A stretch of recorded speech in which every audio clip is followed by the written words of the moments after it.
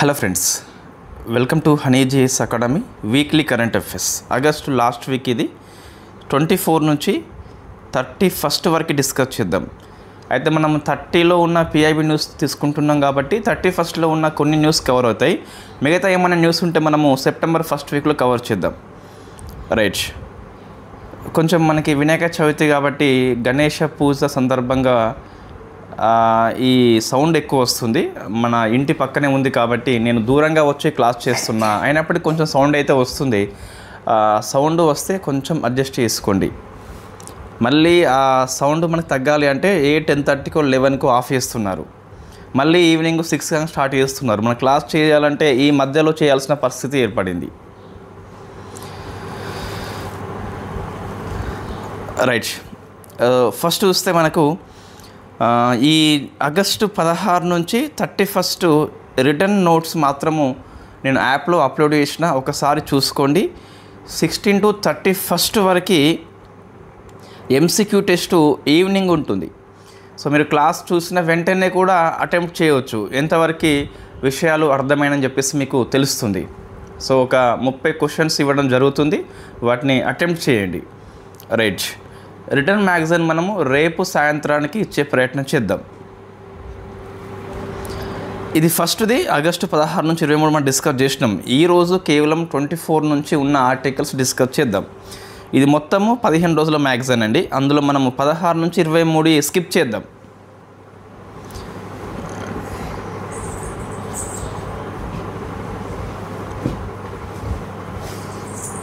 Right, so polity మీకు 24 నుంచి 30 వరకు చూస్తే ఒక 2 ఆర్టికల్స్ ఉన్నాయి. ఫస్ట్, ఈ ఆర్టికల్స్ ఏవి కూడా మనకి బోర్డు అవసరం లేదండి, అన్నీ ఫ్యాక్ట్ బిట్సే ఉన్నాయి, తక్కువే అంశాలు ఉన్నాయి కాబట్టి ఎటువంటి బెంగ వద్దు. సో ఫస్ట్ చూస్తే మీకు ఆల్ ఇండియా స్పీకర్ సమ్మిట్ అని చెప్పేసి ఢిల్లీ అసెంబ్లీ హోస్ట్ చేసింది. సో ఢిల్లీ అసెంబ్లీ హోస్ట్ చేసింది ఆల్ ఇండియా స్పీకర్ల సదస్సు అని చెప్పేసి. సో ఎందుకు ఢిల్లీ అసెంబ్లీ స్పెషల్గా హోస్ట్ చేసింది అంటే ఒకటే కారణం, మనకి విఠల్ భాయ్ పటేల్, మీరు కనుక మోడర్న్ ఇండియా హిస్టరీ క్లాసెస్ చూసి ఉంటే అక్కడ మనం ఈ పాయింట్ కవర్ చేసినాం. ఈయన సెంట్రల్ లెజిస్లేటివ్ అసెంబ్లీ CLA అధ్యక్షుడిగా పనిచేసిండు. సో 22 ఆగస్టు 1925 100 years అయింది కాబట్టి ఈ తొలి భారతీయుడు కాబట్టి ఆ సందర్భంగా మనము ఈ ఢిల్లీ అసెంబ్లీ లోపల చేసుకోవడం జరిగింది.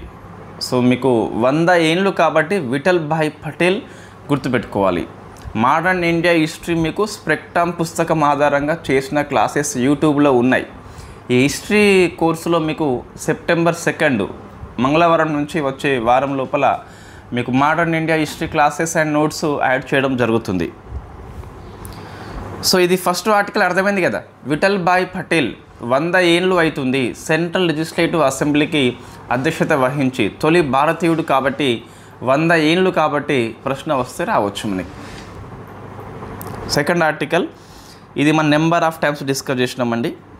ఏంటి అంటే కమర్షియల్ స్పీచెస్ కావచ్చు, లేకుంటే ప్రొహిబిటెడ్ స్పీచెస్ కావచ్చు, దీన్ని మనము హేట్ స్పీచ్ అని చెప్పేసి పిలుస్తాం. సో విద్వేషపూరిత ప్రసంగం కావచ్చు, వాణిజ్య ప్రసంగం కావచ్చు 19(1)A కిందికి రావు అని సుప్రీంకోర్టు చెప్పింది.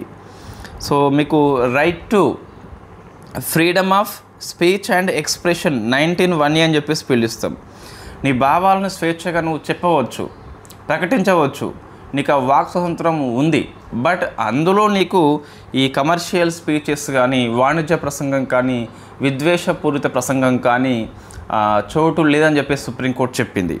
సో మీకు 19(1)A ఏంటి? Freedom of speech and expression. It is not absolute right, అంటే కొన్ని రెస్ట్రిక్షన్స్ ఉంటాయి. అవేంటి?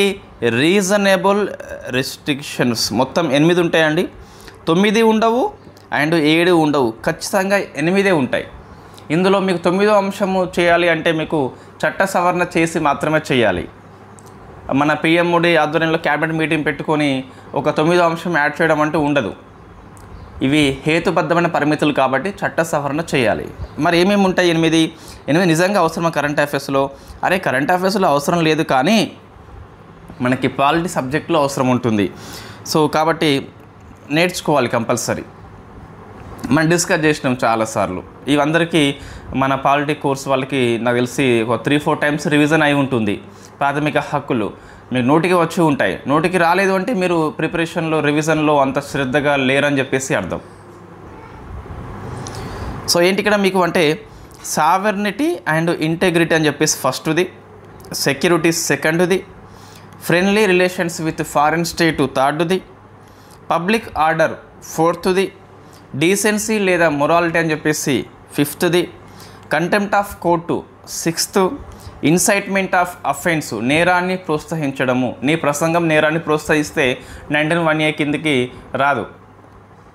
డిఫమేషన్ పరువు నష్టం అని చెప్పేసి పిలుస్తాం. సో మనము ఈ డిఫమేషన్ కింద ర్యాపిడో కేసు డిస్కస్ చేసిన మనం అప్పుడు అల్లు అర్జున్ది అది ఎస్ఐలో ప్రశ్న వచ్చింది. నాకు తెలిసి కరెంట్ అఫైర్స్లో ఆ అంశం టచ్ చేసిన ఏకైక యూట్యూబ్ ఛానల్ మనదే అండి. మనం గర్వంగా చెప్పవచ్చు. ఈ అల్లు అర్జున్ ర్యాపిడో యాడ్ ఉంది కదా, అప్పుడు మనం ఒక స్పెషల్ క్లాస్ చేసినాం. అది మీకు ఎస్ఐలో ప్రశ్న వచ్చింది, TGPSC తెలంగాణ వాళ్ళ ఎస్ఐ లోపల. రైట్. అయితే 8 అంశాలు మీకు రాజ్యాంగం అమల్లోకి వచ్చినప్పుడు లేవు. ఇందులో ఇన్సైట్మెంట్ అఫెన్స్ ఒకటి, తర్వాత ఈ పబ్లిక్ ఆర్డర్ ఒకటి, friendly relations with foreign state ఒకటి. ఈ మూడింటిని మనము ఫస్ట్ రాజ్యాంగ సవరణ చేసి యాడ్ చేసుకున్నాం ఈ మూడింటిని.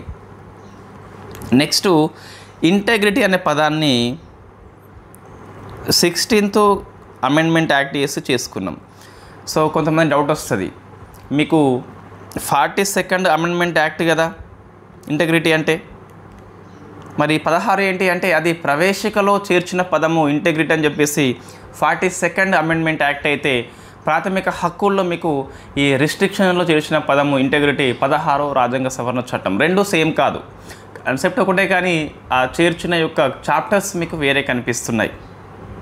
ఇట్లా వస్తుంది మీకు వాక్ స్వాతంత్రం మీద ఒక పరిమితి ఇంటెగ్రిటీ అయితే ఈ పదాన్ని ఎప్పుడు చేర్చారని చెప్పేసి వస్తుంది, ఏ సవరణ అని చెప్పేసి వస్తుంది. 42 ఆన్సర్ కాదు. ప్రవేశికలో అంటే 42, ప్రాథమిక హక్కుల్లో అంటే మీకు 16 అని చెప్పేసి వస్తుంది. సబ్జెక్టు డెప్త్గా నేర్చుకోవాలి అందుకే. సో ఎప్పుడు సాధ్యమవుతుంది, మీకు సరైన సమయం లభిస్తే సాధ్యమవుతుంది. నాకు తెలిసి గ్రూప్ 2 ఈ బోత్ స్టేట్స్లో ఉన్న వాళ్ళు మాస్టర్స్ అయిపోవచ్చు, అంటే మంచి పట్టు సాధించవచ్చు.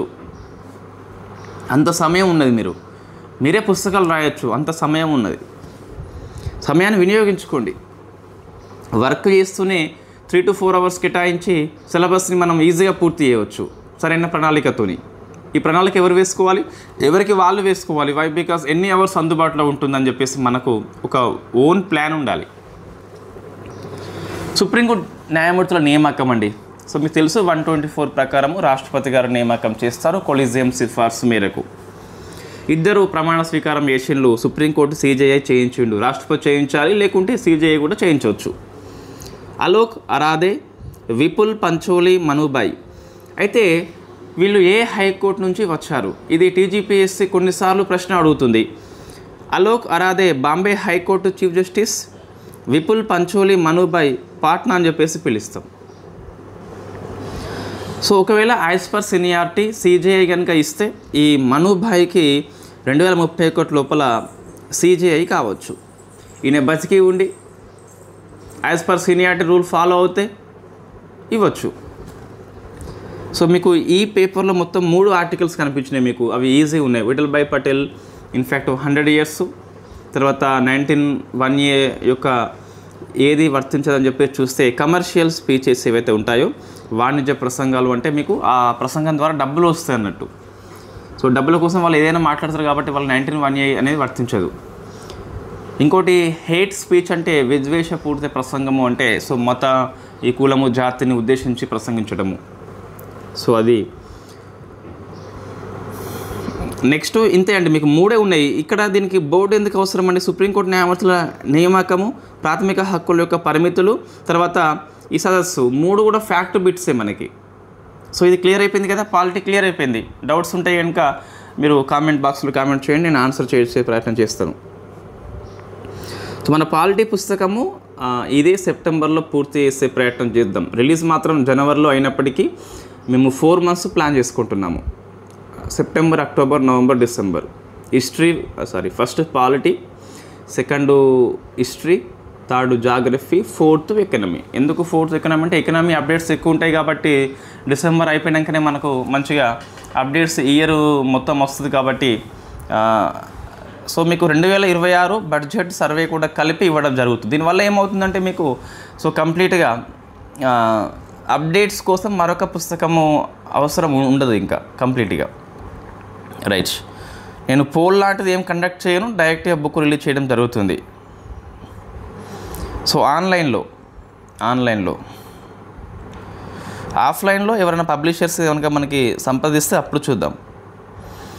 సో మీకు ఈ సొసైటీ వచ్చేసి ఉంది కదా, ఇది మనం డిస్కస్ చేసినాం ఆల్రెడీ, ఇక్కడ అవసరం లేదు మళ్ళీ. ఎకనామీ చూస్తే ఇది కూడా 16 నుంచి 23 ఆర్టికలే. సో ఇది 16 నుంచి 23. సో ఈ పత్తి అనేది పరిమితి పెంచిందండి. ఇంతకుముందు మీకు ఈ కస్టమ్స్ డ్యూటీ అని చెప్పేసి ఉంటుంది కదా, సెస్ ఉంటుంది కదా, ఇవి రెండు కూడా 11% రద్దు చేసిండ్రు. ఎక్కడ వరకు? సెప్టెంబర్ 30 వరకు. దీన్ని మళ్ళీ డిసెంబర్ 31 వరకు పొడిగించారు. సో ఇది రెండు కరెక్టే అండి. పత్తి యొక్క దిగుమతి సుంకాన్ని తగ్గించారు, రద్దు చేసిండ్రు అంటే ఏం మనకు ఉపయోగం అంటే సో వస్త్ర పరిశ్రమకి చాలా యూస్ఫుల్ అవుతుంది. ఈ ప్రపంచ పోటీ వాతావరణం తట్టుకోవాలంటే మనకి చౌకగా ఉండే దిగుమతి సుంకాలు అనేవి ఉన్నట్లయితే మనం ఈజీగా తక్కువ ప్రైస్లోనే ఇస్తాం. దానివల్ల మన ఉత్పత్తులు ఎక్కువ కొనుక్కునే అవకాశాలు ఎక్కువ ఉంటాయి. సో అందుకే దీన్ని సెప్టెంబర్ 30 వరకు పొడిగించిండ్రు. మనం లాస్ట్ వీక్ కరెంట్ అఫైర్స్ చేసినప్పుడు ఈ వీక్ వచ్చేసరికి మరొక 3 months పొడిగించారు. సో ఇది ఒకటి యాడ్ చేసుకోండి. తర్వాత చూస్తే మనకి ఫైనాన్షియల్ ఇయర్ ఫస్ట్ క్వార్టర్ అయిపోయిందండి. ఇక్కడ నుంచి ఏప్రిల్ నుంచి జూన్ వరకు. సో మనకి నేషనల్ ఇన్కమ్ యొక్క అప్డేట్స్ ఉంటాయి కదా, జనరల్లీ మనము ఇయర్ సర్వేలో ఉన్నటువంటి 2024-25 డిస్కస్ చేస్తాం. ఈ క్వార్టర్ సర్వే అవసరం అంటే అవసరం లేదు, అవసరం జనరల్గా ఉండదు మనకి. బట్ మన పేపర్లో వచ్చింది కాబట్టి ఒకసారి చూద్దాం అంతే. ఇది చదవకండి, గ్రూప్ 2 వాళ్ళు స్కిప్ చేయండి, ఎటువంటి ఇబ్బంది లేదు మనకు. సో ఈ ప్రాథమిక, ద్వితీయ, తృతీయ రంగాల వారీగా జీడిపి వృద్ధి రేటు ఎంత అని చెప్పేసి ఉంటుంది కదా, ఉపరంగాల వారీగా కావచ్చు, అది మనం ఇయర్ బేస్లో డిస్కస్ చేస్తాం. క్వార్టర్ బేస్లో ఎగ్జామ్లు ఎప్పుడు రాదు. మరీ అద్భుతాలు జరిగి హయ్యెస్ట్ గ్రోత్ రేట్ నమోదైన, లేకుంటే మందకొడి వృద్ధి రేట్ నమోదైనా అటువంటిది ఏమన్నా వస్తుంది, కానీ మోస్ట్లీ క్వార్టర్ బేస్ రిపోర్ట్ ఇంతవరకు రాలేదు. సో మీకు ఈ ఫస్ట్ క్వార్టర్ చూస్తే 7.8 నమోదైంది. గడిచిన 5 త్రైమాసికాలలో ఇదే అత్యధికమట. నాట్ మచ్ ఇంపార్టెంట్, స్కిప్ చేయండి. కారణం ఏంటి అంటే మీకు manufacturing sector, service sector, constructions అనేవి ఎక్కువ ఉన్నాయట. సో వ్యవసాయం చూస్తే 3.7 అని చెప్పేసి ఉన్నది, బట్ స్కిప్ చేయండి, అవసరం లేదు. ఇది అవసరం అండి. రూపాయి ఆల్ టైమ్ లో, ఫస్ట్ టైం 88 రూపాయలని టచ్ అయిందట. జస్ట్ ఎప్పుడు అంటే మీకు ఆగస్టు లాస్ట్ వీక్ అని చెప్పేసి ఇట్లా చదువుకోవాలంతే. ఆగస్టు ఏ డేట్ అవసరం లేదు మీకు. సో కారణం ఏంటి అంటే ఇప్పుడు మనకి ట్రంప్ మన మీద 50% సుంకాలు విధించిండు. ఆగస్టు 27 నుంచి ఏమో అమల్లోకి వచ్చింది. మన లాస్ట్ వీక్లో కరెంట్ అఫైర్స్ డిస్కస్ చేసినాం, మళ్ళీ ఇక్కడ అవసరం లేదు. అయితే దీనివల్ల ఏమైంది అంటే ఈ ఫారెన్ పోర్ట్ఫోలియో ఇన్వెస్టర్స్ మన ఇండియా ఉన్న స్టాక్ మార్కెట్ నుంచి పెట్టుబడులు ఉపసంహరణ చేసుకుంటున్నారు. వీళ్ళు బయటకు వెళ్ళిపోతున్నారు. సో ఇండియా నుంచి వీళ్ళు ఏం ఇస్తున్నారంటే ఎఫ్పిఐలో ఇండియాకి వచ్చిండండి. సో డాలర్స్ తీసుకొచ్చిండ్రు. ఇంతకు ఇక్కడ ఇన్ఫ్యాక్ట్ మనకి అమెరికా నుంచి వచ్చిండ్రు. ఇక్కడ తక్కువ ఇంట్రెస్ట్ రేటుకు తీసుకొచ్చిండ్రు, ఇక్కడ ఇన్వెస్ట్మెంట్ చేసిండ్రు. ఇప్పుడు సుంకాలు ఎక్కువ ఉన్నాయి కాబట్టి వీళ్ళు గో బ్యాక్ వెళ్తున్నారు. ఈ ఫారిన్ పోర్ట్ఫోలియో ఇన్వెస్టర్స్ ఏం చేస్తారంటే వీళ్ళు ఎప్పుడు వస్తారో తెలియదు, ఎప్పుడు పోతారో తెలియదు. ఇన్ఫ్యాక్ట్ దీన్ని మనం హాట్ మనీగా పిలుస్తాం. అందుకే సో హాట్ మనీ అంటే డాలర్స్కి డిమాండ్ ఒక్కసారి విపరీతంగా పెరిగిపోతుంది. వీళ్ళు డాలర్స్ తే అని చెప్పేసి అంటున్నారు. వీళ్ళు బయటకు పోవాలంటే డాలర్స్తోనే పోవాలి. డాలర్స్తో వచ్చిన డాలర్స్తోనే పోతాడు. వీడికి డాలర్స్ ఇవ్వాలంటే మన దగ్గర డాలర్స్కి డిమాండ్ ఏర్పడింది.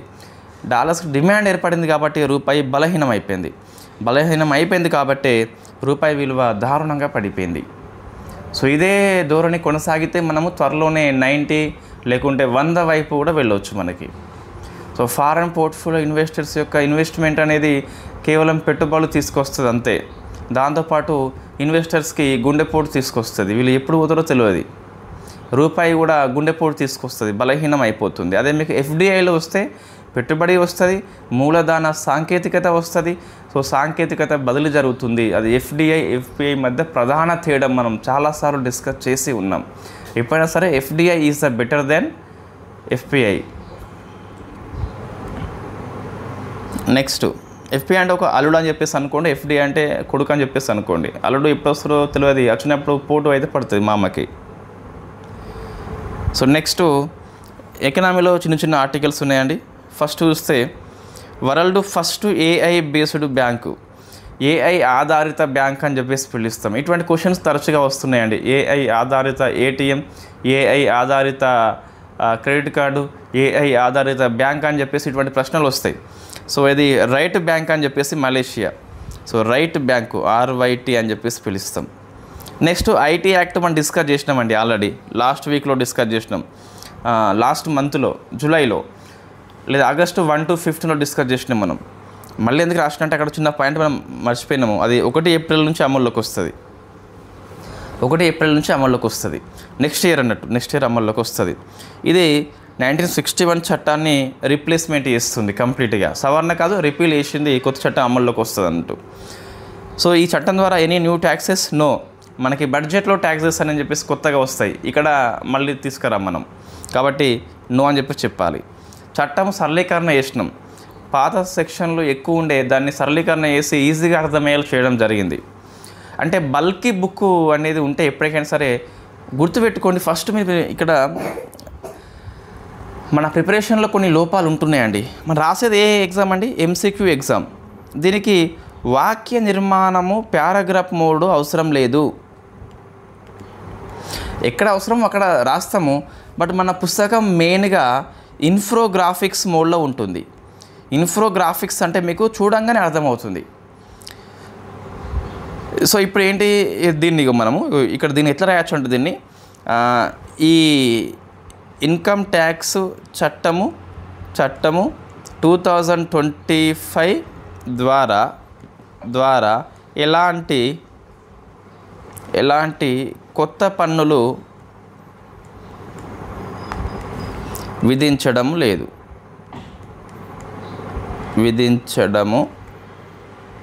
లేదు అని తెలియజేశారు. ఇది ఎట్లా ఉన్నదండి? ఇంత పెద్దగా వచ్చింది కదా. సో నేను సింపుల్ ఏం రాసిన ఇక్కడ, ఎనీ న్యూ ట్యాక్సెస్ నో, కథం అయిపోయింది. సో ఈ మోడ్లో ఉంటుంది పుస్తకం, మోస్ట్లీ ఇదే మోడ్లో ఉంటుంది. దీనివల్ల ఏమవుతుందంటే MCQ లాంటి ఎగ్జామ్ లోపల మీకు విజిబుల్గా మంచి విజిబుల్గా కనిపిస్తుంది, ఎగ్జామ్ హాల్లో కూడా కనిపిస్తుంది. సో సెక్షన్ చూస్తే మీకు 819 ఉన్నది కదా, ఇంతకుముందు 536 అయిపోయింది. అంటే అన్నీ తగ్గించినాం మనం. సో ఈజీగా మీరు చదువుకోవచ్చు అన్నట్టు. 47 ఉన్నది కదా ఇంతకుముందు చాప్టర్స్, 23కే వచ్చినాయి చాప్టర్స్, సగం తగ్గిపోయింది. వర్డ్స్ కూడా 5.12 lakhs ఉంటే 2.6కే వచ్చినాయి. ఆల్మోస్ట్ అన్నీ సగానిపై తగ్గిపోయింది. సో అదొకటి గుర్తుపెట్టుకోండి. ఈ సెక్షన్స్ మీకు అంత అవసరం లేదు, అంటే నెంబర్స్ అవసరం లేదు. ట్యాక్స్ ఇయర్ మీకు ఒకటే ఉంటుంది. సో ట్యాక్స్ ఇయర్ అని చెప్పేసి పిలుస్తాం. నెక్స్ట్ యాన్యువల్, ఇది అవసరం అండి మనకి. మీకు ఆల్రెడీ ఇండస్ట్రీస్ అనే పాఠం లోపల ఇండెక్స్ అని చెప్పేసి ఉంటుంది. సో పరిశ్రమల మీద కొన్ని రిపోర్ట్స్ ఉంటాయి కదా, అందులో very famous report annual survey of industries 2023-24 report వచ్చింది. మనము ఎకనామిక్ ఫుల్ కోర్సులో 22, 23 చదువుకొని ఉన్నాం కదా. ఇప్పుడు ఏం మారలేదండి, జస్ట్ ఇది ఒకటే మారింది, మిగతా అంతా సేమ్ టు సేమ్ ఉంది. ఇప్పుడు 23-24 రిపోర్ట్ అని చెప్పేసి వచ్చింది. ఎకనామీ నిత్యం అప్డేట్ ఉంటుందండి. సో మనకున్న ప్లస్ పాయింట్ ఏంటంటే current affairs faculty, economic faculty ఒకరే కాబట్టి ఎక్కడ అప్డేట్స్ వచ్చినాయో మనకి ఈజీగా తెలుస్తుంది ఈజీగా. నిజంగా కరెంట్ అఫైర్స్ ఫ్యాకల్టీ దీన్ని కవర్ చేస్తారండి? చేయరు. దీన్ని ఓన్లీ కరెంట్ అఫైర్స్ ఫ్యాకల్టీ అనుకున్నప్పుడు చేయరు. సో NSO దీన్ని రిలీజ్ చేస్తుంది వార్షిక ప్రాతిపదికన. మన కోర్సులో 22, 23 చదువుకొని ఉన్నాం. ఇప్పుడు 23, 24 మనం చదువుకుంటాము. ఎకనామీ అప్డేట్స్ 25 అని చెప్పేసి ఒక సింపుల్గా పెద్ద క్లాస్ ఒకటి చేస్తాం కదా, అందులో కవర్ చేద్దాం. So gross value added top states చూస్తే మహారాష్ట్ర, గుజరాత్, తమిళనాడు, ఇవి మారలేదండి. ఉపాధి పరంగా తమిళనాడు, గుజరాత్, మహారాష్ట్ర అక్కడ మారింది, మనకి మహారాష్ట్ర సెకండ్ ఉండే కదా, ఇప్పుడు థర్డ్ ప్లేస్కి వెళ్ళిపోయింది. ఫ్యాక్టరీస్ పరంగా తమిళనాడు ఉంది. మొత్తం ఫ్యాక్టరీల సంఖ్య ఎంత అంటే 2,60,061. ఇది గ్రూప్ 2 క్వశ్చన్ అండి మీకు. అప్పుడు 2021-22 రిపోర్ట్ వచ్చి ఉంటుంది మొత్తం మీద ఎగ్జామ్లో. సో ఇది గ్రూప్ 2 క్వశ్చన్ మనకి ఇది. సో ఫ్యాక్టరీ సంఖ్య కూడా అడిగాడు. అంటే ఇది వెరీ ఫేమస్ రిపోర్ట్. మీకు సర్వే పుస్తకంలో కూడా ఇదే రిపోర్ట్ మనం ఏదైతే రాసినామో రిపోర్టు మీకు రానున్న 24-25 సర్వే వస్తుంది మనకి, నెక్స్ట్ ఇయర్ వస్తుంది సర్వే. ఆ సర్వేలో కంపల్సరీ ఇదే వస్తుంది. సరే 2025-26 సర్వేలో ఇదే వస్తుంది, కంప్లీట్గా సేమ్ ఇదే వస్తుంది. సో నెక్స్ట్ పిఎమ్స్ ఫండ్, ఇది కూడా మీకు స్కీమ్స్ కిందకి వస్తుంది. మనం డిస్కస్ చేసినాం ఆల్రెడీ పిఎమ్స్ ఫండ్ ఇది అని చెప్పేసి. ఇక్కడ ఎంఎస్ఎంఈ ఇండస్ట్రీ లోపల లోన్స్ అని చెప్పేసి అక్కడ మనం డిస్కస్ చేసినాం మనం. సో ఎందుకు మనకు వార్తలు వచ్చిందంటే దీన్ని రీస్ట్రక్చరింగ్ చేసిండ్లు, అంటే మార్పులు వచ్చినాయి అండ్ ఎక్స్టెన్షన్ చేసిండ్లు, గడువు పెంచిండ్లు. ఎక్కడ పెంచిండ్లు? 31 మార్చు 2030 వరకు పొడిగించారు. సో గుర్తుపెట్టుకోవాలి, ఇయర్ గుర్తుపెట్టుకోవాలి. మరి ఎటువంటి మార్పులు వచ్చినాయంటే ఏరియా ఇంతకుముందు అర్బన్లో ఉండే కదా, సో ఇప్పుడు దీన్ని పెరి అర్బన్ ప్రాంతాలకు కూడా విస్తరించారు, అంటే పాక్షిక పట్టణ ప్రాంతాలకు కూడా విస్తరించారు. లోన్స్ మీకు ఇంతకుముందు ఇది 10,000 ఉండే, ఇది 20,000 ఉండే, ఇది 50,000 ఉండే. 50,000ని మార్చలేదండి, థర్డ్ ట్రాంచే, 3వ విడత. ఫస్ట్ రెండు మాత్రం మార్చిండ్లు. 10 నుంచి 15,000కి పెంచిండ్లు, 20 నుంచి 25కి పెంచిండ్లు. వెరీ వెరీ ఇంపార్టెంట్ క్వశ్చన్ అది. అయితే మీరు సెకండ్ విడత పూర్తిగా చెల్లిస్తే కనుక మీకు UPI linked RuPay credit card వస్తుంది. క్రెడిట్ కార్డు కూడా ఇస్తున్నారు దీంట్లో. నెక్స్ట్ మీరు మీ చెల్లింపులు కనుక డిజిటల్గా చేస్తే మీకు క్యాష్ బ్యాక్ 1,600 వస్తుంది. ఇవన్నీ వచ్చిన మార్పులు కాబట్టి ఒకసారి దానిలో అప్డేట్ చేసుకోవాలి. నేనే చేస్తాను, ఈ ఇయర్ రౌండప్ లోపల నేనే చేస్తాను, ఎటువంటి ఇబ్బంది లేదు. ఒకవేళ మీరే చేసుకుంటే ఇంట్రెస్ట్గా ఉండి ఐఎమ్ వెరీ హ్యాపీ. ఇది కూడా India first EMI based credit card. So Bharat pay ఉన్ను యూనిటీ స్మాల్ ఫైనాన్స్ బ్యాంక్ అనేవి స్థాపించాయి, రెండు కలిపి స్టార్ట్ చేసినాయి. అంటే నీ క్రెడిట్ కార్డు అనేది ఉపయోగించినప్పుడు మొత్తం అమౌంట్ని ఈఎంఐగా మార్చుకోవచ్చు. అయితే ఇది ఆల్రెడీ ఉన్నది, బట్ ఇది ఎందుకు ఇచ్చాడో నాకు అర్థం కాలేదు. మనకు ఆల్రెడీ క్రెడిట్ కార్డు వాడవాళ్ళకి తెలిసే ఉంటుంది, మనకు ఈఎంఐ వాడుకోవచ్చు. అయితే అక్కడ ఈఎంఐ మీకు ఎప్పుడైతే బిల్లు జనరేట్ అవుతుందో అప్పుడే నువ్వు ఈఎంఐ కన్వర్ట్ చేసుకుంటే ఓకే.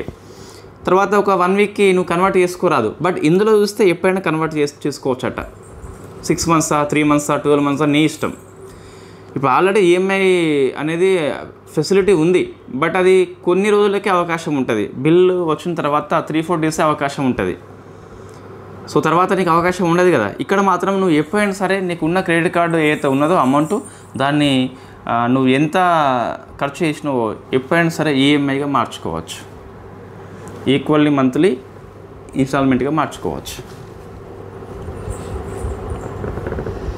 సో అవి ఎకనామీ ఆర్టికల్స్ అండి. ఇందులో మీ సబ్జెక్ట్ ఏమున్నాయండి? ఇక్కడ సబ్జెక్ట్ ఏమి లేవు, అన్నీ కూడా ఫ్యాక్టే ఉన్నాయి కదా, రైట్.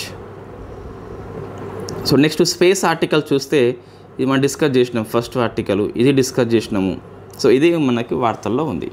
సో ఇది గగన్యాన్ కోసం అని చెప్పేసి ఈ టెస్ట్ చేసిండ్రు. So first integrated air drop test, ఇది చాలా ఈజీ అండి. దీన్ని మీరు టెక్నాలజీ వర్డ్స్ వద్దు, జస్ట్ ఒక హెలికాప్టర్ అండి, దీని పేరు Chinook. So Indian air force యొక్క చినూక్ హెలికాప్టర్. దీన్ని 4 కిలోమీటర్స్ ఎత్తుకు తీసుకుపోవచ్చు కదా. అక్కడ నుంచి ఒక మాడ్యూల్ని, సో ఈ మాడ్యూల్ వచ్చేసి క్రూ మాడ్యూల్. క్రూ అంటే మనుషులు తీసుకుపోయే మాడ్యూల్, క్రూ మాడ్యూల్ అని చెప్పేసి పిలుస్తాం. దాన్ని కింద జార విడిచిండ్లు. సో సేఫ్గా ల్యాండింగ్ అయిపోయింది సముద్రం లోపల. This is called air drop test. ఇది ఎందుకోసం పనికి వస్తుంది అంటే రేపు పొద్దున వ్యోమగాములు గగనయాన్ లోపల వెళ్ళినప్పుడు సో వాళ్ళు క్షేమంగా కిందికి రావడానికి ఈ టెస్ట్ పనికి వస్తుంది. ఒకేసారి మనుషుల్ని పంపరు, చాలా టెస్టులు చేస్తారు, రెస్క్యూ ఆపరేషన్ చాలా చేస్తారు. సో ఇప్పుడు ఏంటి మీకు ఇందులో ఏం గుర్తుపెట్టుకోవాలి ఎగ్జామ్ దృష్టి అంటే ఒక చిన్న హెలికాప్టర్ నుంచి అని చెప్పేసి గుర్తుపెట్టుకోవాలి, మిగతా అంతా అవసరం లేదు. సెకండ్ ఆర్టికల్ చూస్తే మీకు lunar module launch vehicle LMLV అని చెప్పేసి పిలుస్తాం. 2035 నాటికి అందుబాటులోకి వస్తుంది. ఇస్రో యొక్క హెవీయెస్ట్ రాకెట్ ఎవరట? సో మనం ప్రజెంట్ చూస్తే GSLV MK3 అని చెప్పేసి ఇది హెవీయెస్ట్ రాకెట్ ఇండియా లోపల. దీన్ని మనం LVM3గా కూడా పిలుస్తాం. అదే గగనయాన్ కోసం చూస్తే దీన్ని HLVM3గా పిలుస్తాం. హెచ్ అంటే హ్యూమన్ రేటింగ్, ఇది మానవ ప్రయాణానికి సురక్షితంగా ఉంటుందని చెప్పేసి రేటింగ్ ఇస్తామన్నట్టు. ఇదే మన అతిపెద్ద రాకెట్ ఇండియా లోపల. దీనికంటే పెద్దది NGLV అని చెప్పేసి ఉండే, నెక్స్ట్ జనరేషన్ లాంచ్ వెహికల్ అని చెప్పేసి. ఇప్పుడు ఇస్రో ఏమంటుందంటే ఇదేం కాదు, లూనార్ మాడ్యూల్ లాంచ్ వెహికలే అతి పెద్దదని చెప్పేసి చెప్తుంది. What about NGLV? I don't know, there is no clarity. ISRO clarity ఇవ్వలేదు ఇంతవరకు. ఏమంది, మేము త్వరలోనే next generation launch vehicle launch చేస్తాం, ఇది భారతదేశంలో అతిపెద్ద హెవీ రాకెట్ అని చెప్పింది. దీనికోసమే ఇంకా ఈ శ్రీహరికోట లోపల థర్డ్ లాంచింగ్ ప్యాడ్ని కూడా స్టార్ట్ చేయబోతుంది. ఇప్పుడు ఏమైంది, అకస్మాత్తుగా ఇదే కాదు తూచ్ అని చెప్పేసి LMLV అని చెప్పేసి చెప్తుంది. ఓకే, ఇది మనకి ఇందులో ప్రొపల్షన్ అని చెప్పేసి మొత్తం 3 దశలు ఉంటాయట. సో ఫస్ట్ 2 దశల్లో లిక్విడ్ ఫ్యూయల్ ఉంటుంది, ఇది ఇంకా నాట్ కన్ఫర్మ్ అండి. థర్డ్ స్టేజ్లో మీకు క్రయోజనిక్ అని చెప్పేసి ఉంటుంది. అయితే ఇదే మీకు ఎక్స్ప్రెస్ పేపర్లో ఏమొచ్చిందంటే క్రయోజనిక్ సెమీ క్రయోజనిక్ అని చెప్పేసి వచ్చింది. బట్ ఇస్రో వెబ్సైట్లో చూస్తాం మీకు ఇవే 2 కనిపిస్తున్నాయి కాబట్టి మనం ఇవి 2 తీసుకోవచ్చు. ఇది ఎందుకు ఉపయోగిస్తాం హెవీయెస్ట్ రాకెట్ని అంటే లూనార్ మిషన్ కోసము, చంద్రయాన్ కోసము, లేదా ఇంటర్ ప్లానెటరీ మిషన్స్ అంటే భూమి మీద కాకుండా అంగారక గ్రహం లాంటి వాటికి ఏదైతే మనం ప్రయోగిస్తామో దానికోసం పనికి వస్తుంది. సో ఇండియా రాకెట్ యొక్క ప్రయాణం చూస్తే సౌండింగ్ రాకెట్ తుంబాడు నుంచి ఫస్ట్ టైం పంపుకున్నాం, నైకాపా అని చెప్పేసి పిలుస్తాం. SLV3 పంపుకున్నాం, ASLV పంపుకున్నాం, PSLV పంపుకున్నాం, GSLV MK3 ఇప్పుడు ప్రజెంట్ అతి పెద్దదైన రాకెట్ ఇండియా లోపల. First liquid fuel, first cryogenic అని చెప్పేసి GSLV పిలుస్తాం. లిక్విడ్ ఫ్యూయల్ అంటే PSLV అని చెప్పేసి పిలుస్తాం. ఇది మీరు ఆన్సర్ చేయండి. ఇవి 2 ప్రైవేట్ రంగంలో ఏంటి, ఇది కూడా ప్రైవేట్ రంగంలో ఏంటి? ప్రైవేట్ రంగంలో ఫస్ట్ స్వదేశీ రాకెట్ ఏంటి, ఫస్ట్ లిక్విడ్ ఫ్యూయల్ రాకెట్ ఏంటి, ఫస్ట్ క్రయోజనిక్ రాకెట్ ఏంటి? మీరు ఆన్సర్ చేసే ప్రయత్నం చేయండి. చూడండి, what about NGLV heaviest rocket? There is no clarity. ISRO clarity లేదు. సో మళ్ళీ ఎప్పుడైనా ఇస్రో చెప్పినప్పుడు మనం కవర్ చేసుకుందాం. స్పేస్ అండి, డిఫెన్స్ ఇదంతా మనం కవర్ చేసినాం ఆల్రెడీ.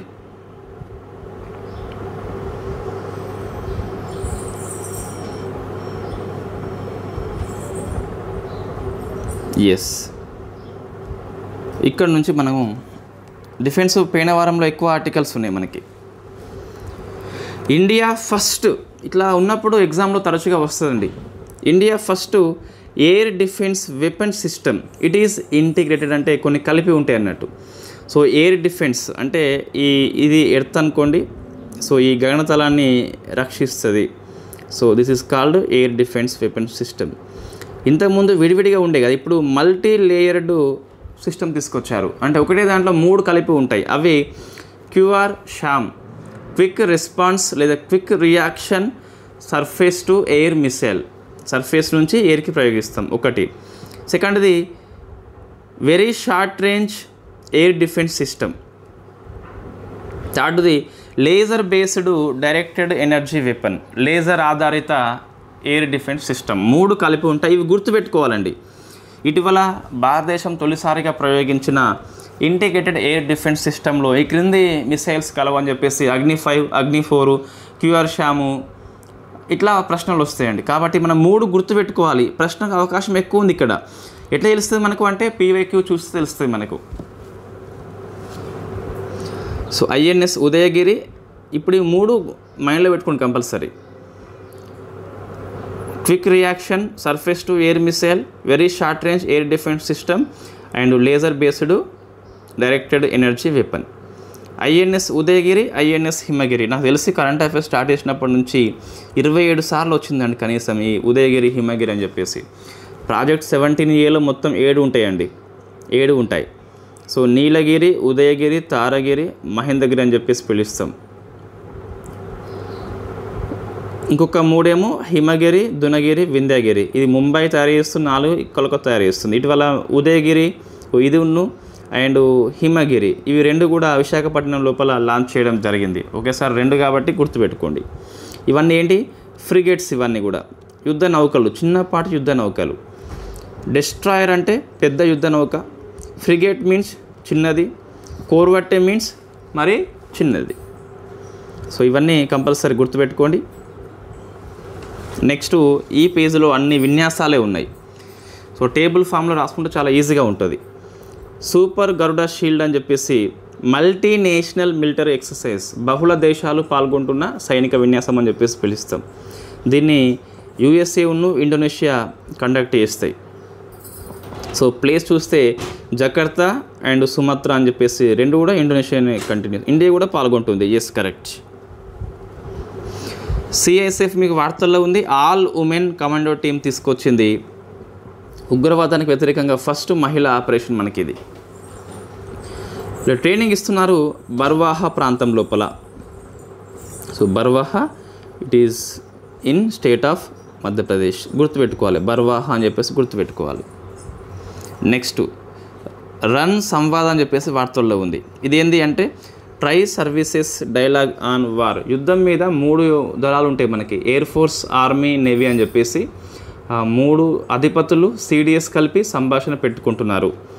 దీనికి మధ్యప్రదేశ్లో ఉన్న ఆర్మీ వార్ కాలేజ్ వచ్చేసి హోస్ట్ చేస్తుంది.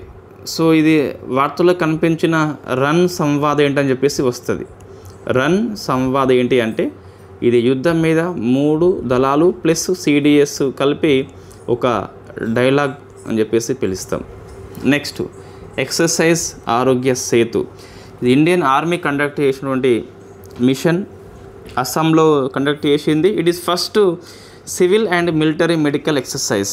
పౌర మరియు సైనిక దళాలు కలిపి మెడికల్ కోసం దీన్ని ఉపయోగించాయి. అంటే మీకు ఆర్మీ యుద్ధం చేస్తున్నప్పుడు గాయాలు అవుతాయి కదా, సో ఎలా ఈజీగా కోలుకోవాలని చెప్పేసి ఇక్కడ కండక్ట్ చేయడం జరిగింది.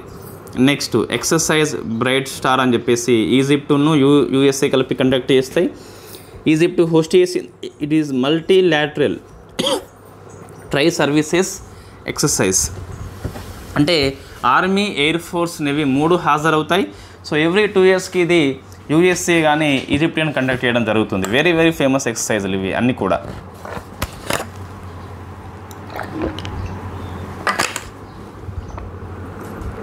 నెక్స్ట్ INS కద్మాత్ వార్తల్లో ఉంది. ఇది ఒక కోర్వెట్టే మనకి.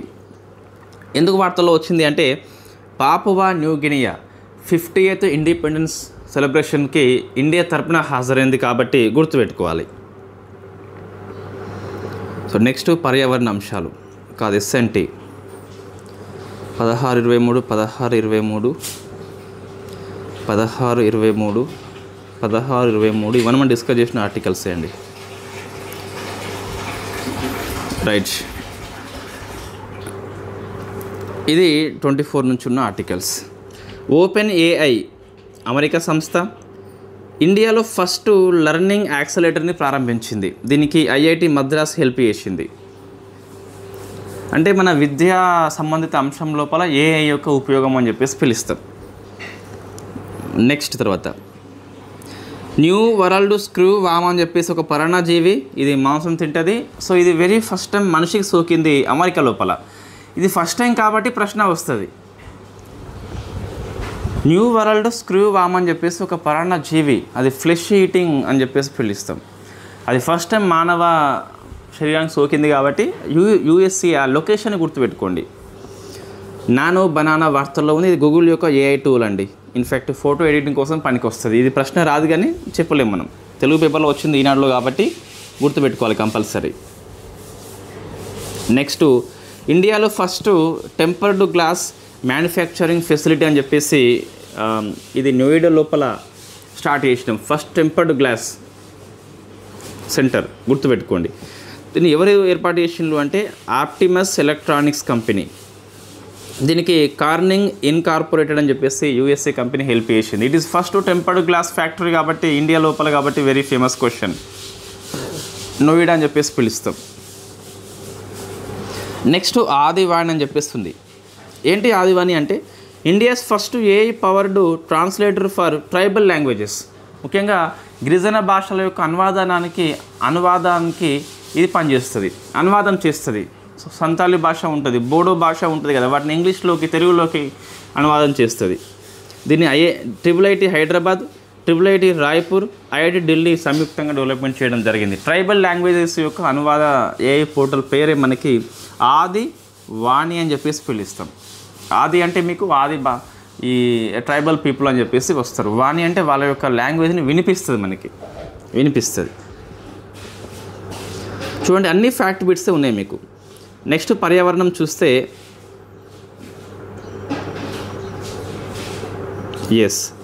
ఇది వెరీ వెరీ ఫేమస్ క్వశ్చన్ అండి. సుందర్బన్ టైగర్ రిజర్వ్ ప్రశ్న వస్తుంది, రాసుకోండి కంపల్సరీ. విస్తీర్ణం పెంచిన మనం, సో ఇంతకుముందు ఉండే ఇది విస్తీర్ణం పెంచిన మనం అంతే. అయితే ఇండియా సెకండ్ లార్జెస్ట్ టైగర్ రిజర్వ్గా అవతరించింది. ఇంతకుముందు టాప్ 7 ఉండే, టాప్ 2కి వచ్చింది. వెస్ట్ బెంగాల్లో ఉంది. సో మీకు జనరల్గా విస్తీర్ణం పెంచాలి అన్నా తగ్గించాలి అన్నా first national tiger conservation authority సిఫార్సు చేయాలి, national board for wild life ఆమోదించాలి. సో ఇది వెరీ వెరీ ఫేమస్ క్వశ్చన్ అండి. ఇది టైగర్ రిజర్వ్ నోటిఫై చేసేది వేరు, విస్తీర్ణం తగ్గింపు మార్పు చేసేది పెంచేది వేరు. National board for wildlife ఆమోదిస్తేనే విస్తీర్ణంలో మార్పులు అయితే వస్తాయి. ఇది గుర్తుపెట్టుకోవాలి. దీనికి ప్రశ్న ఇంతకుముందు కూడా వచ్చింది ఒకసారి. సో ఇప్పుడు విస్తరించారు ఎంత అంటే 1044 విస్తరిస్తే మొత్తం మీద ఇది 3629 స్క్వేర్ కిలోమీటర్స్కి మారింది. కాబట్టి శ్రీశైలం టైగర్ రిజర్వ్ తర్వాత ఇదే అతిపెద్దది, సెకండ్కి మారింది. గుర్తుపెట్టుకోండి, ప్రశ్న వస్తుంది. సుందర్బన్ టైగర్ రిజర్వ్ అని చెప్పేసి second largest tiger reserve in India. It is new update. మనకి 24 అప్డేట్ నోట్స్లో వేరే ఉంటుంది, ఇక్కడ వేరే ఉంటుంది 25 నోట్స్ లోపల. సో సుందర్బన్ స్పెషల్ చాలా ఉన్నాయండి. ఈ టైగర్ రిజర్వ్ ఇది ఫస్ట్ అయితే, ఇప్పుడు సెకండ్ పెద్దది. ఇంకా it is also biosphere reserve, it is also world heritage site, it is also mangrove forest ఉన్న టైగర్ రిజర్వ్ ఒకటే. ఇది ఒకటే మ్యాంగ్రోవ్ ఫారెస్ట్ కలిగి ఉంటుంది. ఇది రామ్సార్ వెట్లాండ్ గుర్తించబడింది. చూడండి, ఒక్కటే దగ్గర ఇన్ని ఉన్నాయి మీకు. ఏ నోట్స్లో ఉంటాయండి ఇట్లా, ఎక్కడా మీకు కనిపించవు. సో కంప్లీట్గా సింప్లిఫై చేస్తున్నాం మనం, మీది ఈజీ అయిపోతుంది. నెక్స్ట్ ఇంకా ఇది నాట్ కన్ఫర్మ్ అంటే నేను రాసిన నాట్ కన్ఫర్మ్డ్. ఏంటి అంటే మీకు ఇథనాల్ బ్లెండింగ్ ప్రోగ్రామ్ అని చెప్పేసి సో 20% మనము జూన్లో అచీవ్మెంట్ అయినాం. లక్ష్యాన్ని పెంచుకుంది కానీ ఇంకా ఆమోదించలేదు. కాబట్టి మీరు ఇంతవరకు కూడా ఇదే గుర్తుపెట్టుకోవాలి. ఇప్పుడు ఏమన్నదంటే ఈబీపీ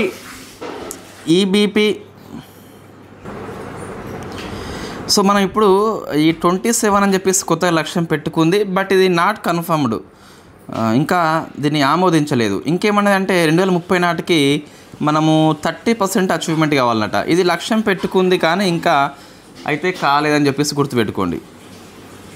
సో మనకి బ్లెండింగ్ ఎలా చేస్తారంటే ఫస్ట్ ఇథనాల్ మొక్క అని చెప్పేసి ఉంటుంది మొత్తం మీద. అంటే ఇది వరి కావచ్చు, గోధుమ కావచ్చు, లేకపోతే వరి పొట్టు కావచ్చు, సో 3G 4G కావచ్చు. మొత్తం మీద ఇది మనము కుళ్ళిపోతుంది, తర్వాత శుద్ధి చేస్తారు, ఇథనాల్ వస్తుంది, దాన్ని బ్లెండింగ్ చేస్తాం పెట్రోల్ లోపల.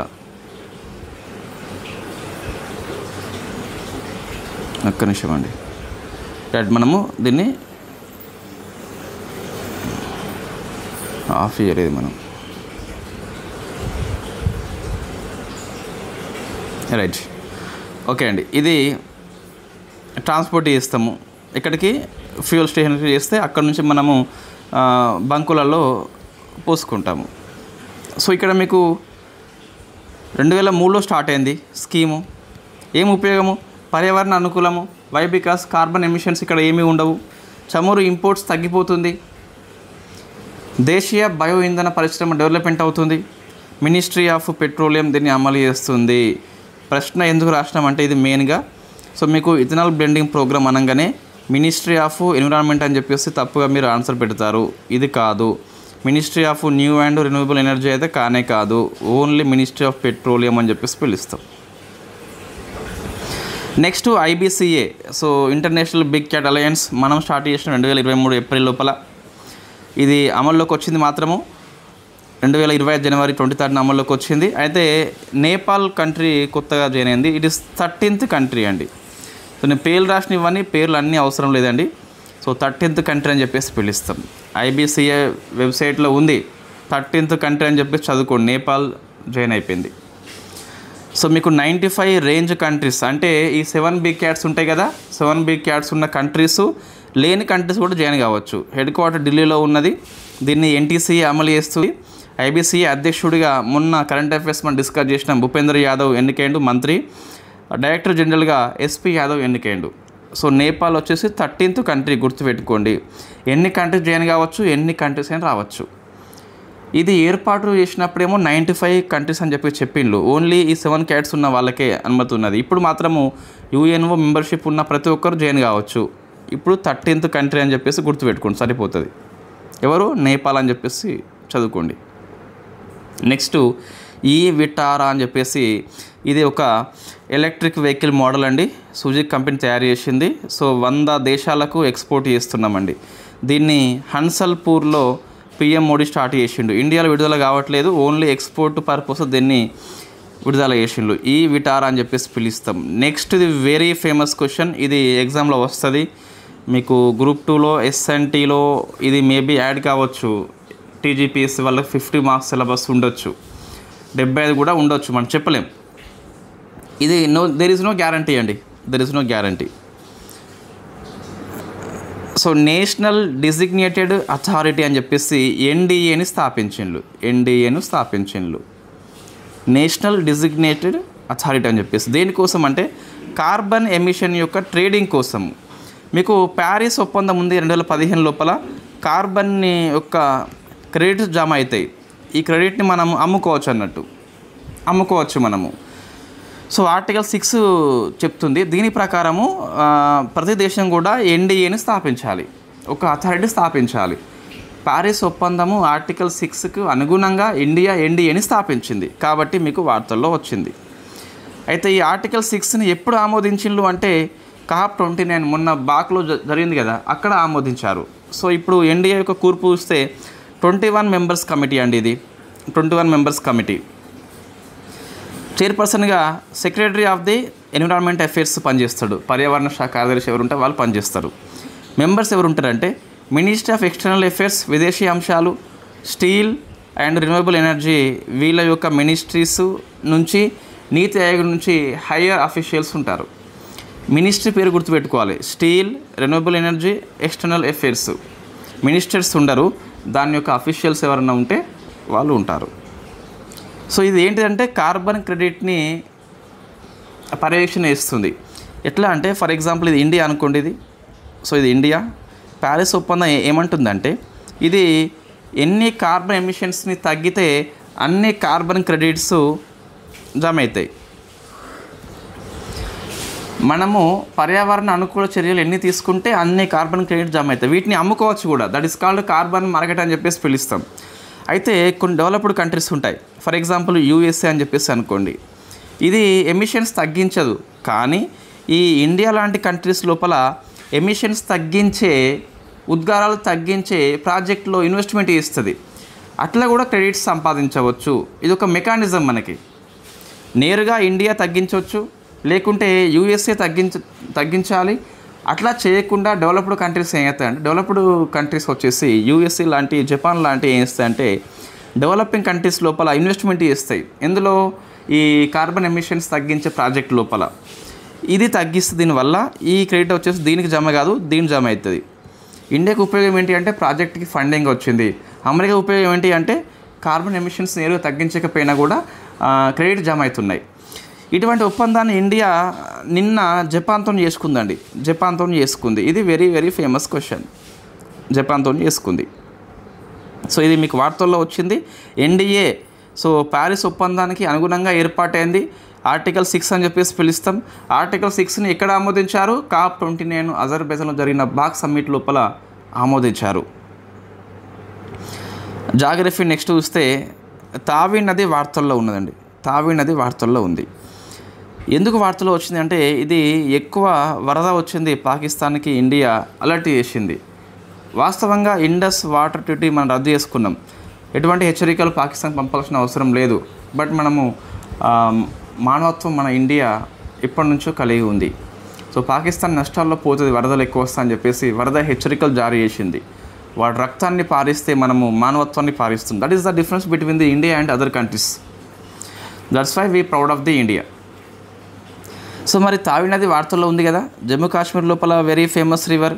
ఇది పాకిస్తాన్ లోపల చినాబ్లో కలుస్తుంది కాబట్టి చినాబ్ యొక్క ఉపనదిగా పిలుస్తాం మనం. ఇది తావి నది పేరు పురాతన గ్రంథాల లోపల సూర్యపుత్రికగా ఫేమస్.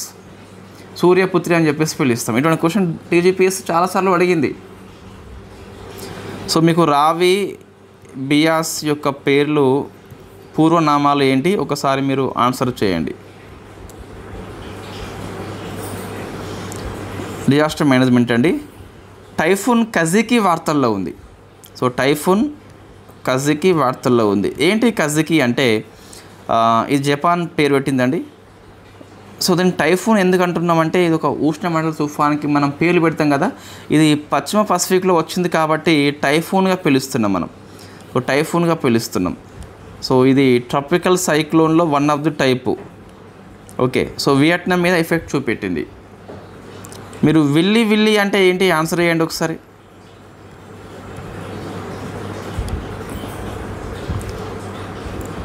నెక్స్ట్ ఇది అయిపోయింది ఆల్రెడీ.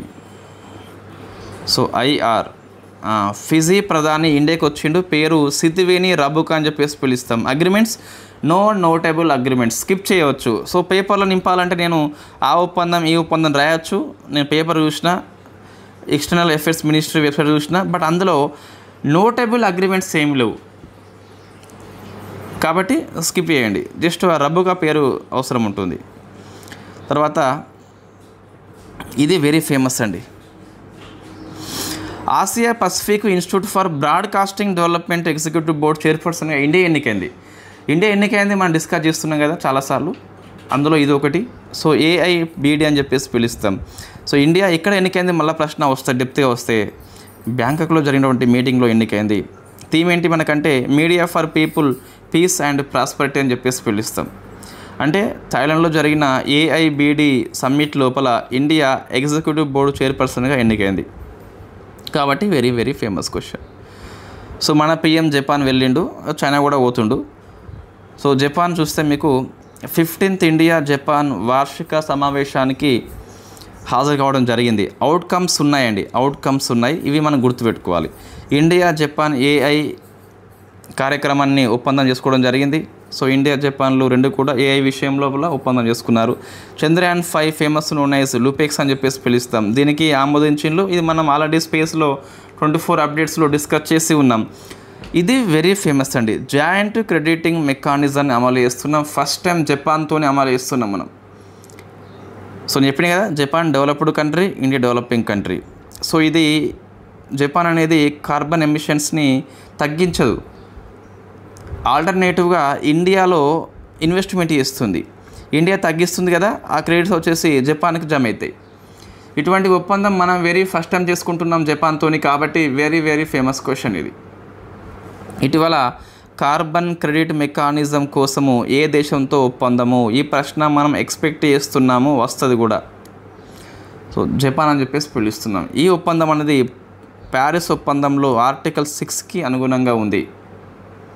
ఈ ఒప్పందం చేసుకున్నాం కాబట్టి మనము NDAని ఏర్పాటు చేసుకోవడం జరిగింది.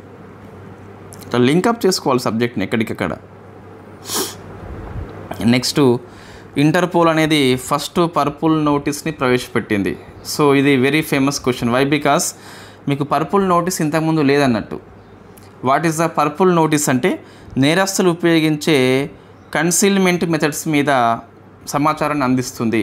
కన్సీల్మెంట్ అంటే వీళ్ళు కొన్నిటిని విషయాలను దాస్తారు క్రిమినల్స్, వాటిని పసిగెడుతుంది అన్నట్టు ఇది. సో జనరల్లీ మనకి మనీ లాండరింగ్ అని చెప్పేసి హవాలా లావాదేవీలు ఉంటాయి కదా, వాటిని అని చెప్పేసి పిలుస్తాం. ఈ హవాలా లావాదేవీల కోసమే పర్పుల్ నోటీస్ పనిచేస్తుంది. నేను ఫస్ట్ టైం ఉపయోగించింది ఎవరంటే ఇండియా. సో ఇండియా ఉపయోగించింది ఫస్ట్ టైం తొలిసారి యూస్ ఇండియాలో ఉన్న ఈడీ ఉపయోగించింది కాబట్టి వార్తల్లో వచ్చింది. మనకు మే మంత్లో ఈ ఇంటర్పోల్ అనేది very first time silver notice తీసుకొచ్చింది. ఇది క్రిమినల్ అసెట్స్ యొక్క ట్రేసింగ్ చేస్తుంది అండ్ ఐడెంటిఫై చేస్తుంది.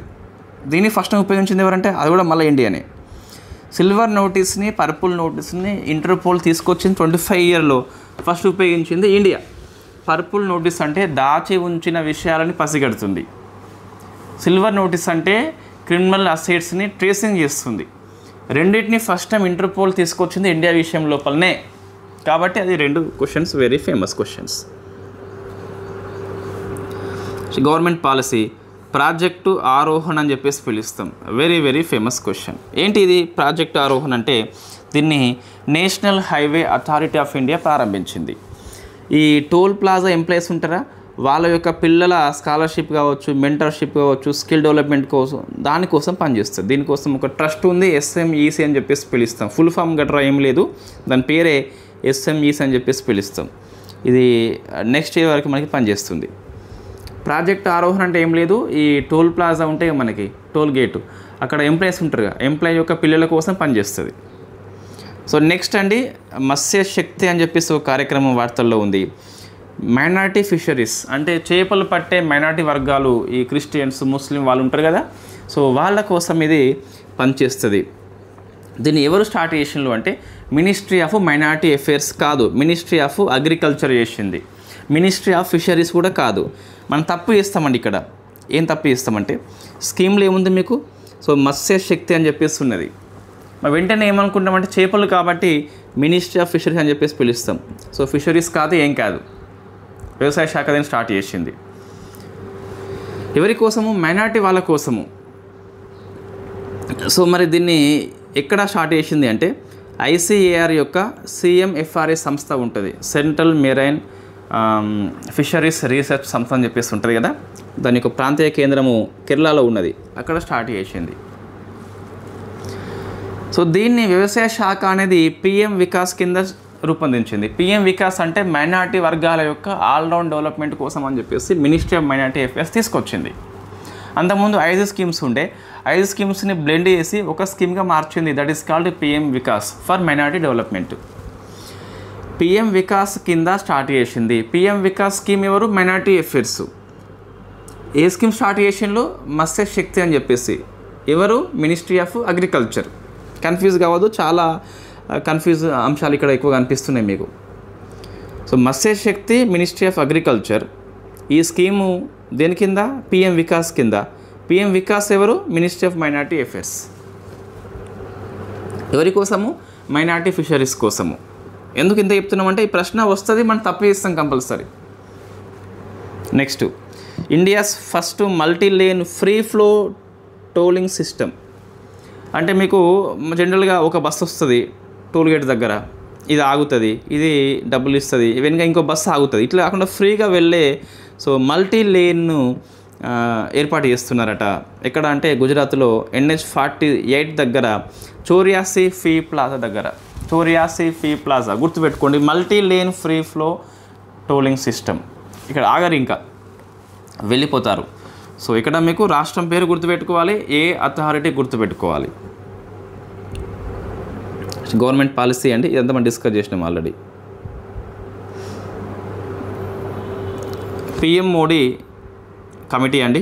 ఎందుకోసం అంటే సర్దార్ వల్లభాయ్ పటేల్, బిర్సా ముండా 150 ఇయర్స్ అవుతుంది, వాజ్పేయి 100 ఏళ్ళు అవుతుంది. దీనికోసం అని చెప్పేసి కమిటీ అన్నట్టు. ఈ కమిటీలో CMలు ఉంటారు, అదర్స్ కూడా ఉంటారు. Next, Rajiv Gaba panel. ఈ రాజీవ్ గాబా మొన్న మనకి ఇన్ఫ్యాక్ట్ నీతి ఆయోగ్ లోపల ఫుల్ టైం మెంబర్గా వచ్చాడు. మనం డిస్కస్ చేసినాం ఆల్రెడీ కరెంట్ అఫైర్స్ లోపల. ఏం కమిటీ అంటే నెక్స్ట్ జనరేషన్ రీఫార్మ్స్, అంటే GST రీఫార్మ్స్ లాంటివి అని చెప్పేసి అనుకోండి.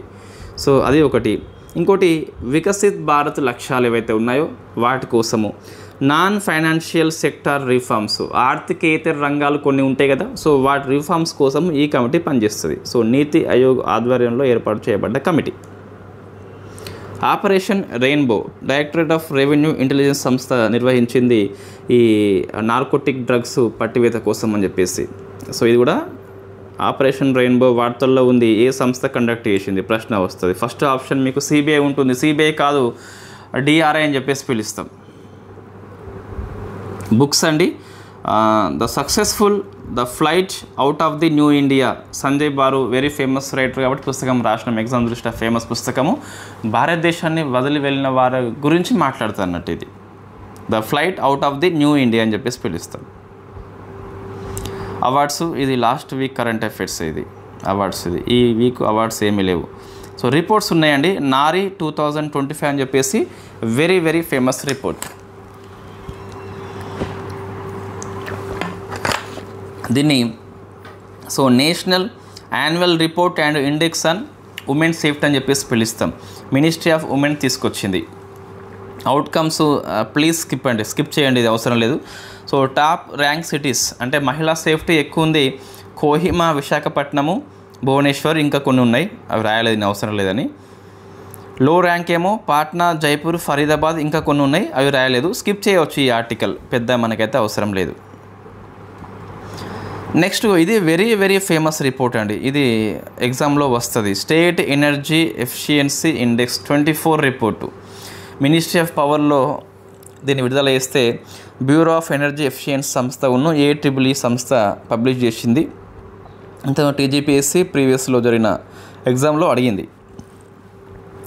సో మనకి గ్రూప్ 1, గ్రూప్ 2, గ్రూప్ 3, గ్రూప్ 4 అని చెప్పేసి ఉంటుంది. గ్రూప్ 1లో మహారాష్ట్ర అంటే ఎక్కువ శక్తిని ఎవరైతే ఆదా చేస్తారో వాళ్ళకి గ్రూప్ 1లో ఇస్తారు అన్నట్టు. గ్రూప్ 2లో first rank goes to AP, ఇది గుర్తుపెట్టుకోండి. గ్రూప్ 3లో అస్సాం, గ్రూప్ 4లో త్రిపుర ఉంది. సో 60 కంటే ఎక్కువ స్కోర్ చేసిన వాళ్ళకి ఫ్రంట్ రన్నర్స్ అని చెప్పేసి కేటగిరీ ఇస్తారు. అందులో ఏపీ, తెలంగాణ, కర్ణాటక, తమిళనాడు, మహారాష్ట్ర, ఇవి 4 సౌత్ ఇండియా అండి. ఇది ఒకటి మహారాష్ట్ర కూడా మనకి కొద్దిగా ఇటువైపు వస్తుంది. రైట్, మనం ఈజీగా మనం గుర్తుపెట్టుకోవచ్చు. ఇవేంటి అంటే గ్రూపులలో ఫస్ట్ ర్యాంకులు. ఇవేమో ఓవరాల్గా ఫ్రంట్ రన్నర్స్ కేటగిరీ కింద 5 రాష్ట్రాలు ఉన్నాయి. ఏపీ, తెలంగాణ ఫ్రంట్ రన్నర్స్ కేటగిరీగా ఉందని చెప్పేసి మైండ్లో పెట్టుకోండి. సో గ్రూప్ 1లో మహారాష్ట్ర, గ్రూప్ 2లో ఏపీ, గ్రూప్ 3లో అస్సాం, గ్రూప్ 4 వచ్చేసి త్రిపుర. రోడ్ యాక్సిడెంట్ రిపోర్ట్, ఇది కూడా టీజీపీఎస్సీ ఒక్కసారి అడిగింది. దీన్ని ministry of road transport release చేస్తుంది. టోటల్ యాక్సిడెంట్ వచ్చేసి 4,80,000, మొత్తం మరణాలు వచ్చేసి 1,72,000. ఇది నాట్ మచ్ ఇంపార్టెంట్. ఇది ఇంపార్టెంట్ ఏంటిదంటే మొత్తం రోడ్ యాక్సిడెంట్ విషయంలో first rank goes to Tamil Nadu, second Madhya Pradesh, 7th AP, 8th Telangana. మరణాల్లో first rank goes to UP, 9th AP, 10th Telangana. So రోడ్డు ప్రమాదాలు మరణాల్లో తెలంగాణ అనేది ఏపీ కంటే మంచి ప్లేస్లోనే ఉన్నది. 8th 10th అంటే మంచి ప్లేసే, ఎక్కువ ప్రమాదాలు సంభవిస్తలేవు. స్పోర్ట్స్ అండి, అన్ని స్పోర్ట్స్ ఇదే వారంలో ఉన్నాయి. Hockey Asia cup Rajgir, so మనకు మొన్న స్టార్ట్ అయింది. సెప్టెంబర్లో ఎవరు వినరు అని చెప్పేసి తెలుస్తుంది. First Khelo India water sports అని చెప్పేసి సో వెరీ ఫేమస్ దాల్ సరస్సు హోస్ట్ చేసింది మస్కట్గా. ఈ first Khelo India water sports కాబట్టి గుర్తుపెట్టుకోండి. హిమాలయన్ కింగ్ ఫిషర్, మస్కట్ ఏంటి, హిమాలయన్ కింగ్ ఫిషర్. లోగో ఏంటి, షికారా ఏంటి అంటే పడవ పేరు మనకిది. సో ఎక్కువ పథకాలు గెలుచుకుంది మధ్యప్రదేశ్, ఒడిశా, కేరళ. అయితే మనకు ఈ ఖేలో ఇండియా స్పోర్ట్స్ కింద Khelo India water sports festival అనేది ఫస్ట్ టైం అన్నట్టు. ఇది ఇంకా పూర్తి స్థాయిలో ఈవెంట్ కండక్ట్ చేయలేదు, జస్ట్ ఒక ఫెస్టివల్ మాదిరి కండక్ట్ చేసిండ్రు. నెక్స్ట్ ఇయర్ మాత్రం పూర్తి స్థాయి Khelo India water game start చేస్తారట. ఇప్పుడు it is the only festival, next ఏమో కాంపిటేటివ్ మోడ్లో స్టార్ట్ చేస్తారన్నట్టు. సో ఇది ఒకటి గుర్తుపెట్టుకోండి. ప్రపంచ పారాలింపిక్ అథ్లెటిక్స్ ఛాంపియన్షిప్ అని చెప్పేసి ఢిల్లీ హోస్ట్ చేస్తుంది సెప్టెంబర్ మాసం లోపల. India very first time. ఎందుకు వార్తల్లో వచ్చింది మనం డిస్కస్ చేసినాం ఇంతకుముందు. దీని బ్రాండ్ అంబాసిడర్ ఎవరు, కంగనా రనౌత్, ఇది డిస్కస్ చేసినాం. ఇప్పుడు కొత్త పాయింట్స్ ఏంటంటే ఈ ప్రారంభోత్సవ వేడుకల్లో భారతీయ పతాకధారిగా ధరంబీర్ అండ్ ప్రీతిపాల్ ఉంటారు. ఇది very famous question. So first time conduct చేస్తున్నాం కాబట్టి ఈ ధరంబీర్ అండ్ ప్రీతిపాల్ గుర్తుపెట్టుకోండి, ప్రశ్న వస్తుంది compulsory. So Dharambir and Preetipal అని చెప్పేసి పిలుస్తాం. ఫీడే చెస్ ప్రపంచ కప్ అక్టోబర్ టు నవంబర్ వరకు గోవా హోస్ట్ చేస్తుంది. నెక్స్ట్ తానిపర్తి చికిత, ఒక లేడీ పేరు, అది తెలంగాణ ఈమె. ప్రపంచ యూత్ ఆర్చరీ ఛాంపియన్షిప్లో తొలిసారిగా విజేత నిలిచిన తొలి మహిళ తెలంగాణ వాళ్ళు ఎక్కువ గుర్తుపెట్టుకోవాలి, తానేపర్తి అని చెప్పేసి పిలుస్తాం. సమ్మిట్స్. సో కామన్వెల్త్ పార్లమెంటరీ సమావేశము బార్బడోస్ హోస్ట్ చేసింది. థీమ్ ఏంటంటే మనకు the Commonwealth a global partner అని చెప్పేసి థీమ్ తీసుకోవడం జరిగింది. సో అపాయింట్మెంట్స్ అన్నీ ఇదే వారంలో మీకు కనిపిస్తున్నాయి, అన్నీ ఈజీ అపాయింట్మెంట్స్ ఉన్నాయి.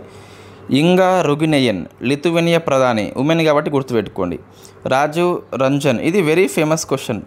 న్యూ డెవలప్మెంట్ బ్యాంకు బ్రిక్స్ యొక్క ఉమ్మడి బ్యాంకు వైస్ ప్రెసిడెంట్ మరియు సిఇఓగా చీఫ్ రిస్క్ ఆఫీసర్గా ఎన్నికైండు. ఇది very very famous question.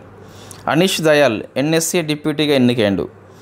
Dinesh K Patnaik Canada high కమిషనర్గా నియామకం, రాయబారి కాదు, కామన్వెల్త్ కంట్రీస్ కాబట్టి. సో ఉర్జిత్ పటేల్ ఐఎంఎఫ్ యొక్క ఎగ్జిక్యూటివ్ డైరెక్టర్గా ఎన్నికైండు ఇండియా తరపున 3 ఏళ్ల పాటు. సతీష్ కుమార్ రైల్వే బోర్డ్ సిఇఓగా చైర్మన్గా మరొక పదవీకాలం పెంచిళ్ళు 1 ఇయర్. ఏకే మొహంతి అణుశక్తి కమిషన్ చైర్మన్గా మరొక 6 months గడువు పెంచారు. సో ఇవన్నీ కూడా సింగిల్ లైన్ అండి, దీనికి పెద్ద విశ్లేషణ ఏం అవసరం లేదు. పర్సన్స్ మీకు వార్తల్లో ఉన్న వాళ్ళు చూస్తే షినవ్రత థాయిలాండ్ ప్రధాని మహిళ డిస్మిస్ చేసి పడేసింది ఆమెను. లీసా కుక్కు ఈమె ఫెడరల్ రిజర్వ్ బ్యాంక్ యొక్క గవర్నర్, అమెరికా లోపల కేంద్ర బ్యాంక్ అది, ఆమెను తప్పించింది ట్రంప్ ప్రభుత్వం కాబట్టి వార్తల్లో ఉంది. సో ప్లేసెస్ చూస్తే మీకు ఏవి వార్తల్లో లేవండి. స్టేట్స్ చూస్తే మీకు India's first smart and intelligence village Maharashtra లోపల ఉన్న నాగపూర్ జిల్లాలో ఉన్న సత్నావి విలేజ్, గుర్తుపెట్టుకోవాలి ఇటువంటి విలేజెస్, సత్నావి గుర్తుపెట్టుకోవాలి.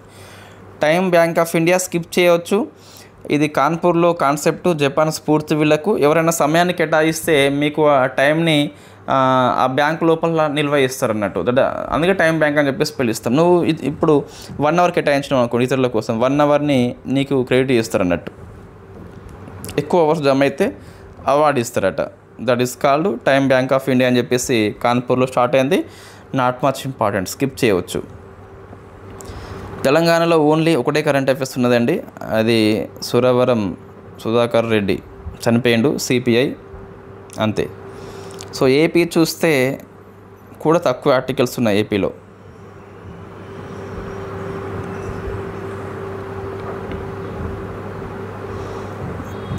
ఏపీలో సో వరల్డ్ లీడర్స్ సమ్మిట్ లోపల public transparency governance leadership award శ్రీకాంత్కి వచ్చింది.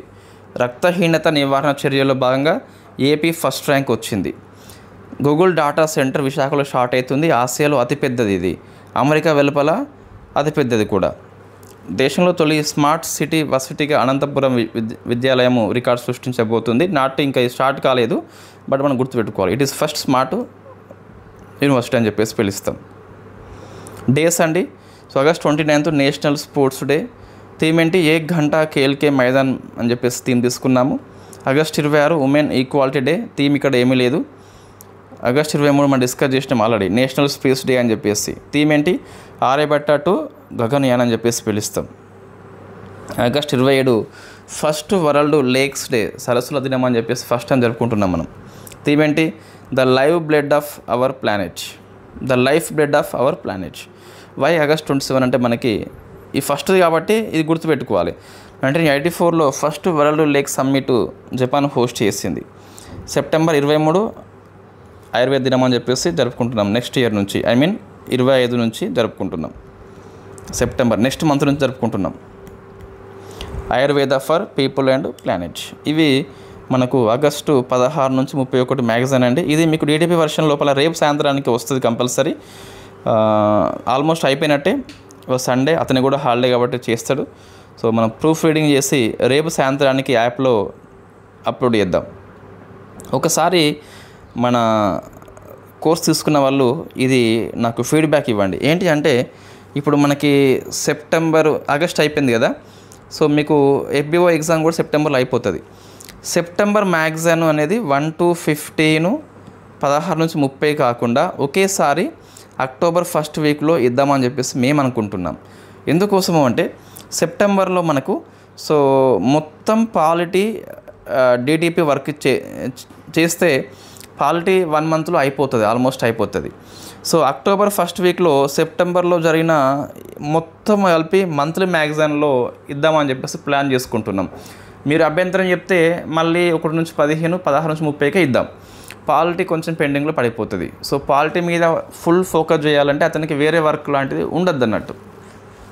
మీ ఇష్టం అండి, అది మీ ఇష్టం. కానీ చూద్దాం. ఇన్ఫ్యాక్ట్ ఇక్కడ ఇంకొకటి, మరి 1 to 15 నేను మ్యాగజైన్ ఇస్తాను, కంపల్సరీ ఇస్తాను, ఇవ్వకపోవడం లాంటిది ఉండదు. నా నోట్స్ ఉంటుంది, హ్యాండ్ నోట్స్ ఉంటుంది కదా, అది ఇస్తాను. సో 16-30 హ్యాండ్ నోట్స్ ఇస్తాను. సెప్టెంబర్ మంత్ మొత్తం కలిపి అక్టోబర్ ఫస్ట్ వీక్లో డిటిపి వర్షన్ ఇస్తాం. సెప్టెంబర్ మంత్ మొత్తం మీద పాలిటీ ఫుల్ కోర్సులో చెప్పినటువంటి నోట్స్ ఏదైతే ఉందో దాన్ని డిటిపి వర్షన్లో తీసుకొచ్చే ప్రయత్నం చేస్తున్నాం. సో చూద్దాం అది ఎంతవరకు అవుతుందని చెప్పేసి. Okay, thank you very much.